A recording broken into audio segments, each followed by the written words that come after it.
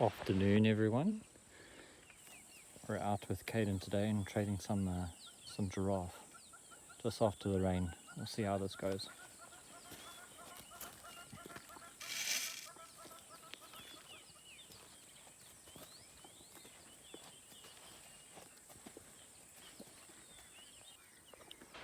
So this giraffe got quite deep inside here. Stood over there. There's a big hoof print there, big hoof print there. And then we look to the right and we don't see much disturbance here. But then we look backwards and we start to see a twist of an ankle over there. There's a twist of a foot over there. So we think maybe he went this way. And then as we go forward, we notice